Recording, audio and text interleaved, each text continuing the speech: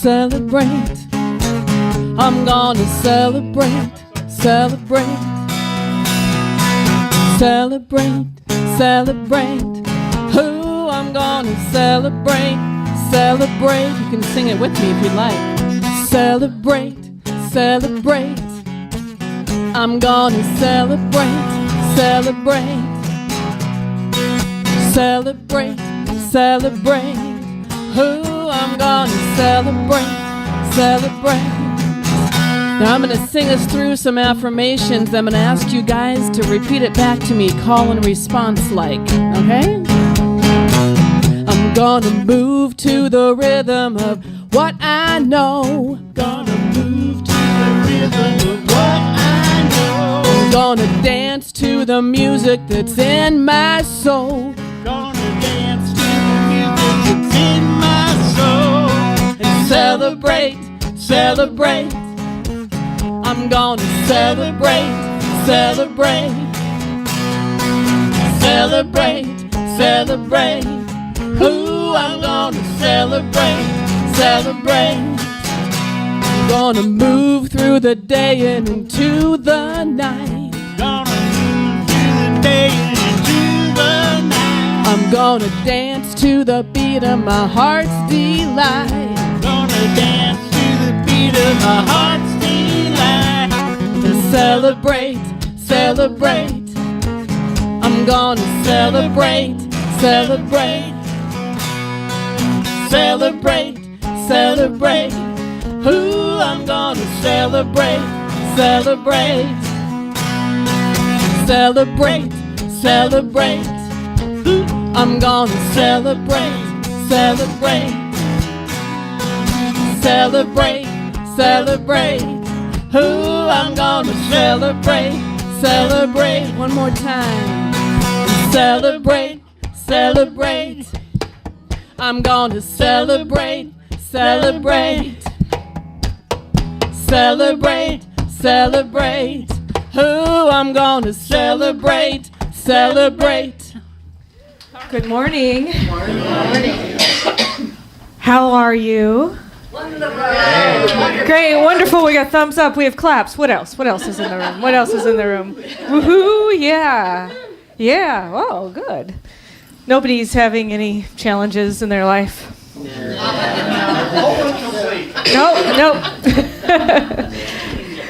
Yeah. Well, that's kind of the beauty of life, is that we have the opportunity to choose how we're going to react despite what's going on in our life.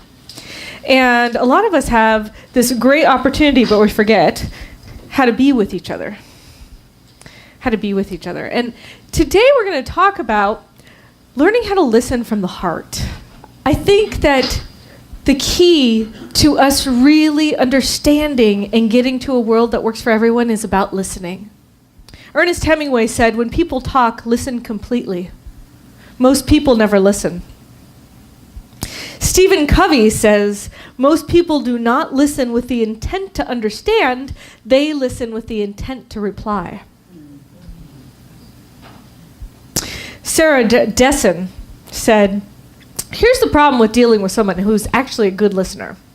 They don't jump in on your sentences, saving you from actually finishing them, or talk over you, allowing what you do to manage to get out, to be lost, to be altered in transit. Instead, they wait. So you have to keep going." You see, active listening is a way of participating with and being in service to the whole of life. It is the way that energy flows back and forth with each other. It allows open communication, and the open communication allows us to learn and grow from each other. This is our job, just to listen. Have you ever been with somebody who's maybe they've lost somebody in their life? Somebody's transitioned? You can't help them out of that spot, but you can be there with them. Sometimes as ministers, well, not sometimes, all the time as ministers, it's our job to listen. It's my job to listen. Now, if you want to be a minister in the world, I want to encourage you to see how you can listen, to perform active listening with each other. It's really interesting because I went to the chiropractor's office, and I was in the chiropractor's office and I was reading an article on my phone, and he opens up the door to let me in, and I bring my phone, like I just carry my phone with me, right, everywhere. And he grabs the phone out of my hand. What do you think you're doing with this? I'm like, I was just, So he puts the phone on the other table. He's like, are you okay? Are you feeling all right? Are you okay without your phone? Are you okay? And I was actually like, yes, I am okay without my phone. Thank you, Dr. Kaplan. And and he starts telling me about all the statistics on how we're addicted to our phones. And I talked to him about how Gina and I have had this conversation where we'll go out to dinner, and our agreement is when we go out to dinner, we go out to dinner with each other. And so we don't use our phones. But you can look around a restaurant and you can see each and every person here. Sometimes they're texting each other back and forth. Like they're on the same table together. But our phones have sometimes created a way for us to not be in relationship with each other. Because we're so wanting to be connected to every moment of every second of every day. How much would it take to just put the phone down and see you in each other's eyes? Mark Nepo said in 7,000 Ways to Listen, we listen deeply by listening to the source through immersion, absorption, and presence. The way Beethoven listened in the supreme silence of his deafness until the music of the spheres cascaded through as the Ninth Symphony. The way Einstein kept things in motion long enough to hear the whispers of relativity. The way the heart can feel the ache of another halfway around the world, unsure of what brings such sadness. And the way I knew my grandmother at 94 was waiting for me to come so she could die. Active listening is a powerful, powerful tool. So I want you to think about how might you practice listening deeply. It's great for me to say this, but I actually have practical tools to give you. There's 5 ways you can do to become an active listener. And this is from mindtools.com, by the way. The first thing is pay attention. Give the speaker your undivided attention. Recognize nonverbal communication also speaks loudly. So look at the speaker directly. Put aside your distracting thoughts. Don't mentally prepare a rebuttal. Avoid being distracted by environmental factors like side conversations or your phone. And listen to the speaker's body language. The second thing is show that you're listening. Use your body language so people understand. Not occasionally. I said, yeah. Smile, use other facial gestures. Note your own posture. Make sure it's open and inviting. Encourage your speaker to continue by saying yes or uh-huh. The third thing is to provide feedback. Reflect back to the person what you heard by paraphrasing. Now, this is something I use with my clients a lot, is I'll reflect back to them what I've heard. Now, sometimes I'm wrong. Sometimes I'll have a filter come through, and I think I hear what they're saying, and I repeat back to them what they're saying, and they say, that's not what I was saying. You can also ask questions to clarify points. What do you mean when you say this? Is this what you mean? A lot of times in our own minds, we decide when they say this, it means this. But that's our own filter. It's like you say this certain thing, I use my filter, I decide you mean this certain thing, and so then we go off and we have 2 different conversations of what, 2 different recollections of the conversation. So I think one thing is one way, Lucy thinks it's another way. And another thing you can do is summarize the speaker's comments periodically.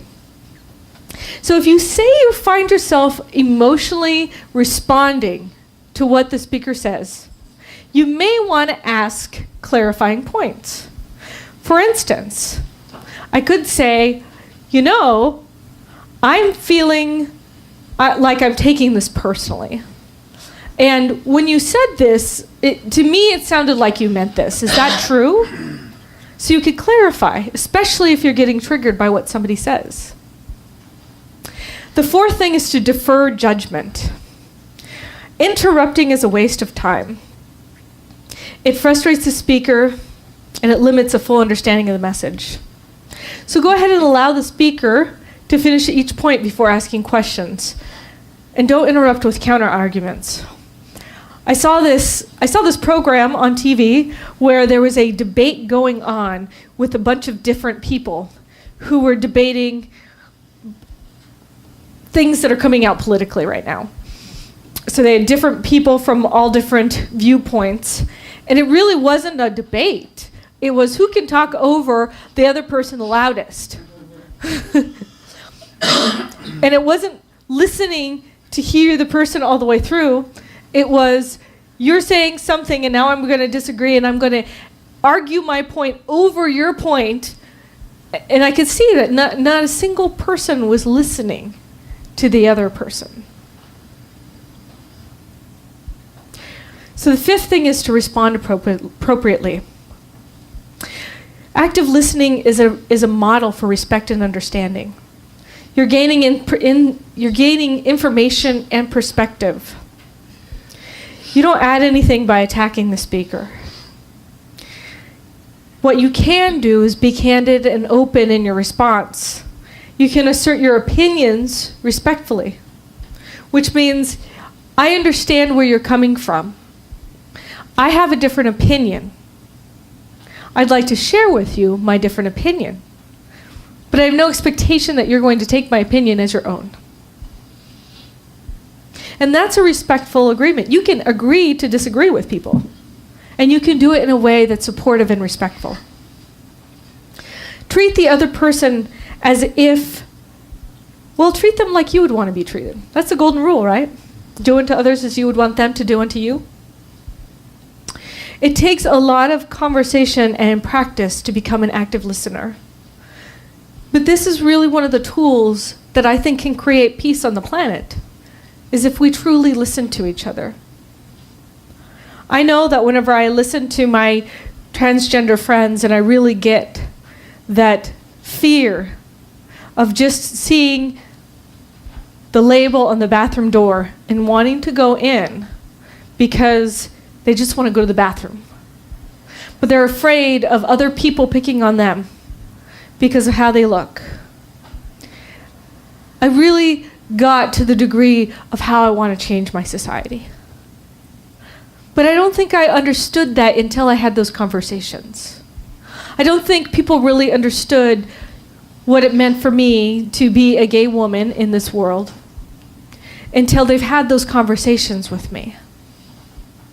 Now, a lot of people have diseases that are undercover.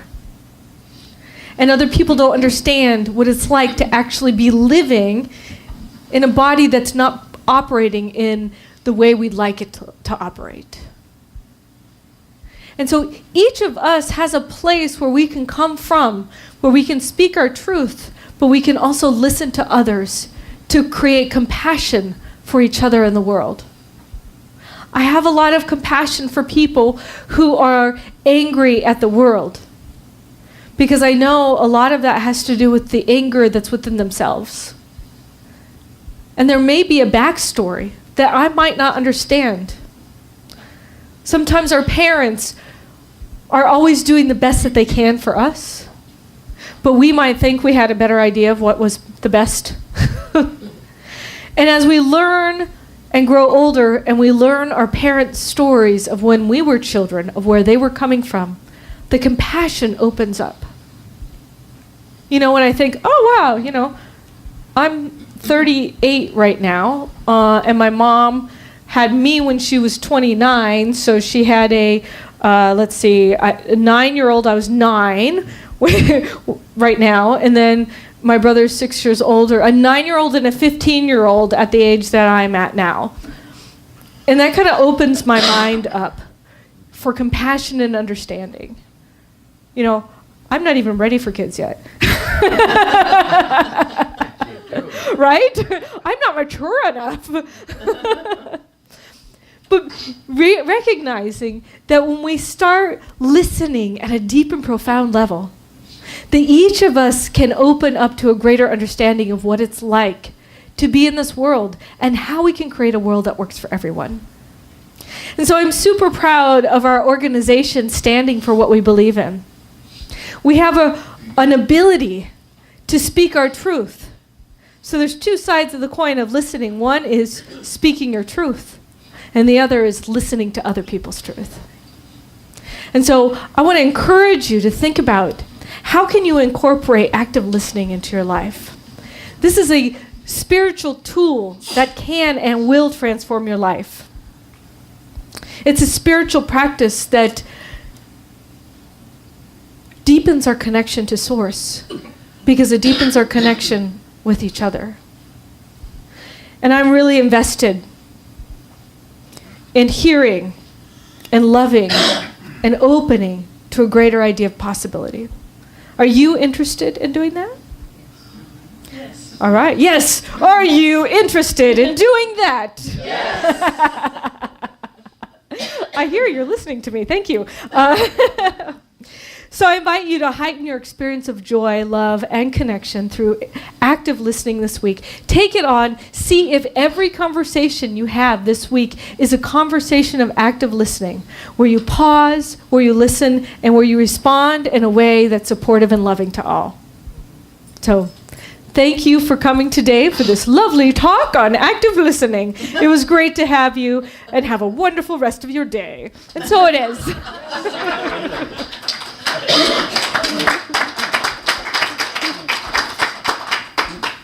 Let's pray.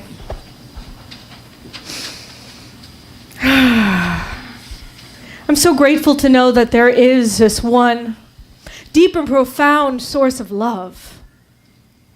The love that listens.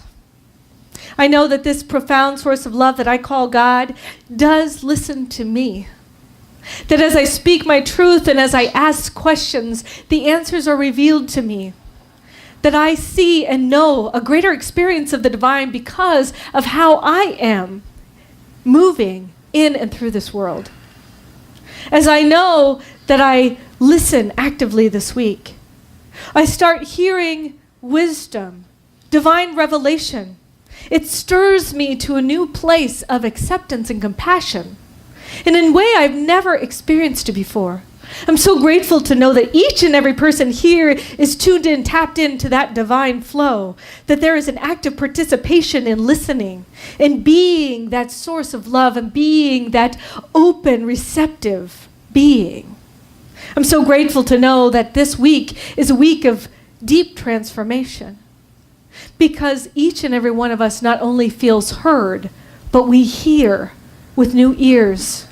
We hear with our heart, with our body, with our minds. We hear with compassion. We hear the love that the Infinite One has for each and every one of us.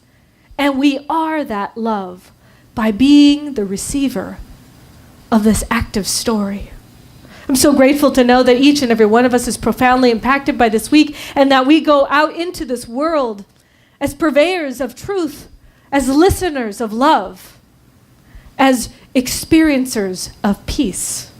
And so as I claim that for each and every one of us, I release this prayer knowing it's already done. I'm so grateful to know that God is here in the house, that God is hearing the house, that God is hearing who I am, seeing, feeling, moving in, as, and through me, and in and as and through each and every person here. And for that, I am truly grateful. So I release this prayer, letting it go and letting it be. And so it is. So it is. Thank you.